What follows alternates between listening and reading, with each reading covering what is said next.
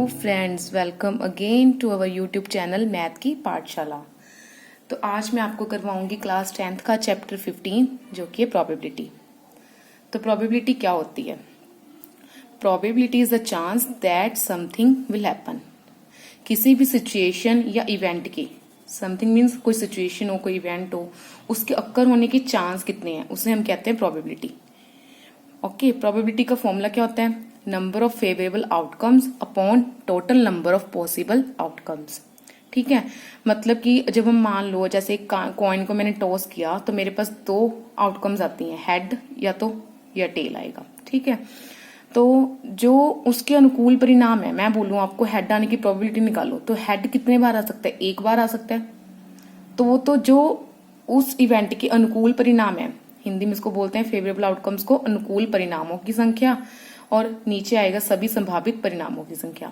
तो जो हेड आने के अनुकूल परिणाम है वो तो 1 है, बट नीचे जो टोटल हमारे पॉसिबल आउटकम्स हैं वो कितनी है? 2। तो हेड आने की प्रोबेबिलिटी कितनी होगी? 1/2। इसी तरह टेल आने की प्रोबेबिलिटी कितनी होगी? 1/2। ओके, नेक्स्ट है जो हमारी प्रोबेबिलिटी है वो हमारी हमेशा 0 से 1 के बीच में रहती है। कभी भी प्रोबेबिलिटी हमारी नेगेटिव नहीं होती। अगर मैं आपको बोलूं प्रोबेबिलिटी ऑफ इवेंट ई -2.3 तो ये गलत होगा, क्योंकि कभी भी प्रोबेबिलिटी है जो वो नेगेटिव नहीं हो सकती, वो 0 से 1 के बीच में रहती है।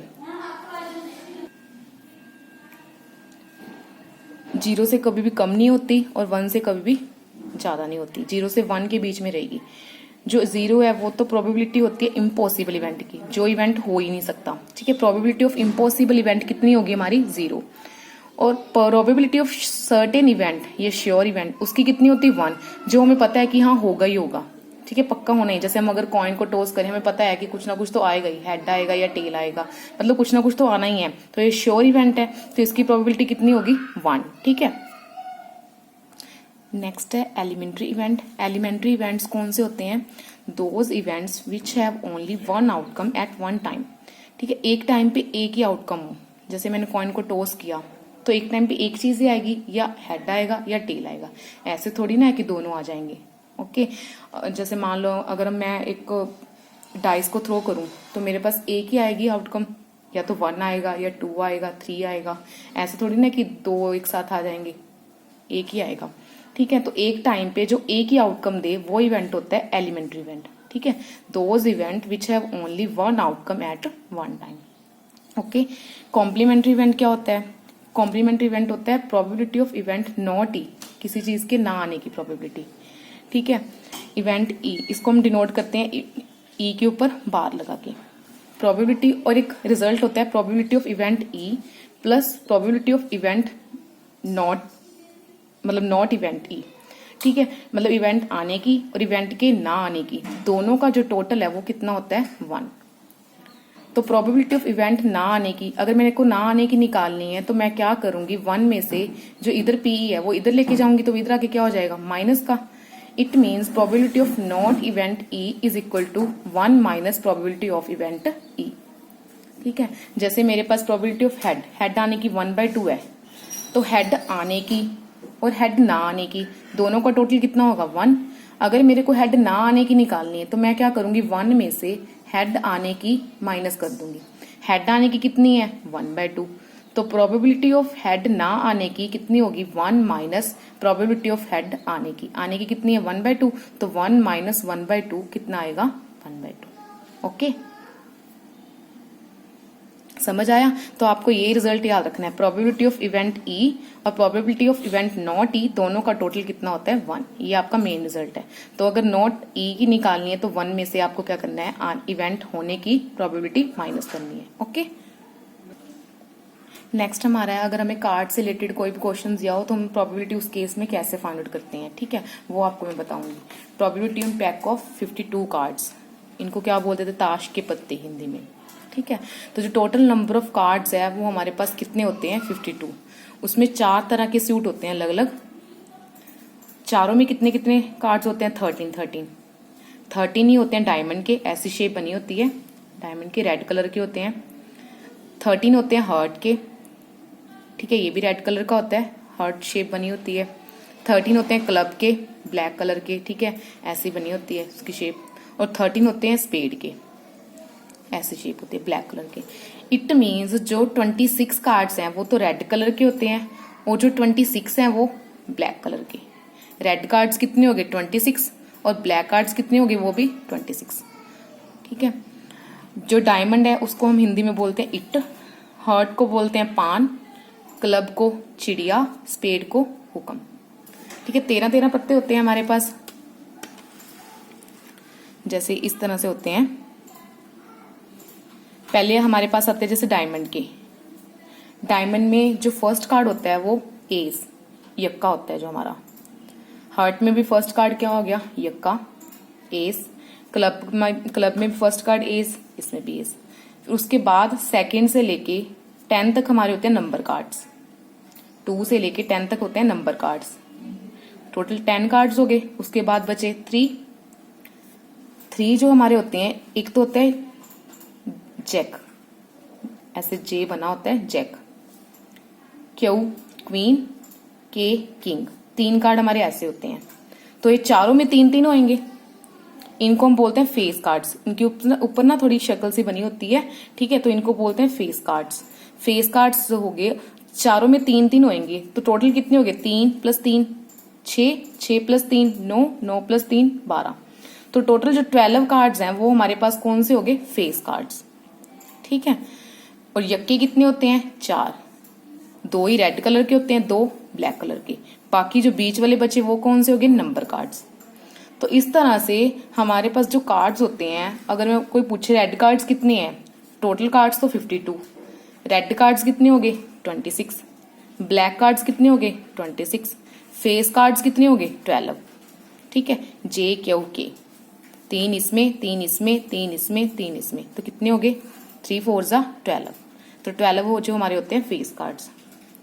जैसे अगर हमें कोई बोले कि जैक आने की प्रोबेबिलिटी निकालो, जैक आने की प्रोबेबिलिटी क्या होगी। अगर मैं एक कार्ड ड्रॉ करती हूँ 52 कार्ड्स में से, ठीक है, तो 52 कार्ड्स हैं। अब जैक क्या है, उन्होंने ये तो नहीं बोला जैक रेड कलर का हो या इस सूट का हो, स्पेड का हो या एस का हो, सॉरी डायमंड का हो, हार्ट का हो, स्पेड का हो। उन्होंने ये तो कुछ नहीं मेंशन किया, उन्होंने जस्ट ये बोला कि जैक निकालना है मेरे को, तो उसकी प्रोबेबिलिटी बताओ जैक आने की।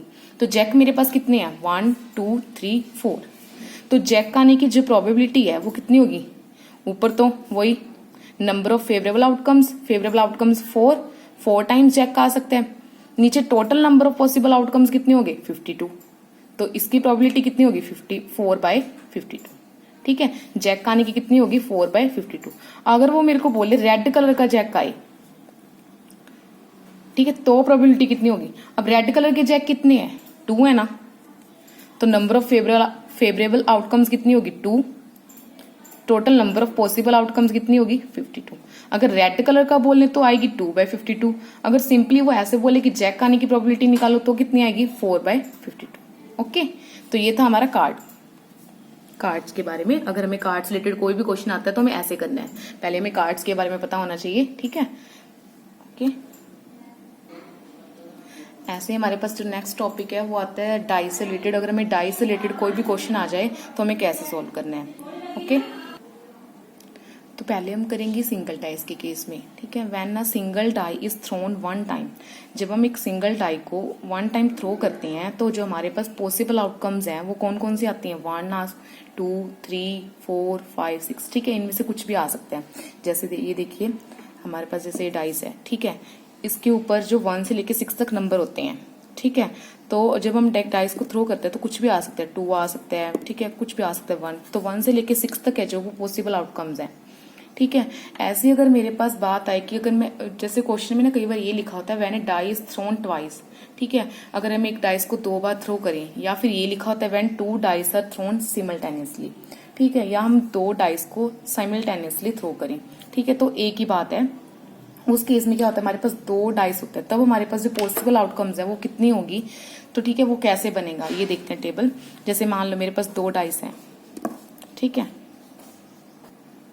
मैंने एक डाइस के नंबर है, जैसे ब्लू है, ब्लू के मैंने इधर लिख ली, ब्लू की डाइस के ऊपर भी 1 से लेके 6 तक नंबर है, और जो एक मेरे पास रेड कलर का डाइस है उस पर भी मेरे पास 1 से लेके 6 तक नंबर है, वो मैंने इधर लिख लिए।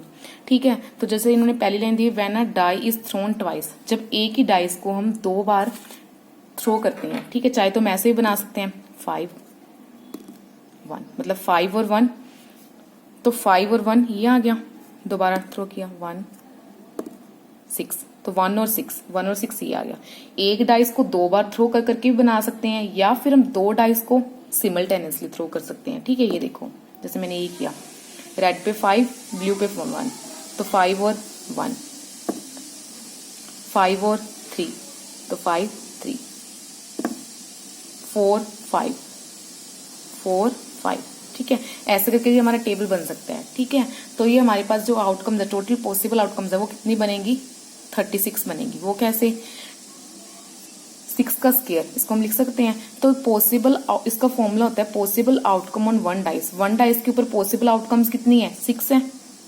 ठीक है, ऊपर आएगा उसकी पावर आएगी नंबर ऑफ टाइम्स थ्रोन, कितने टाइम हम उसको थ्रो करते हैं डाइस को।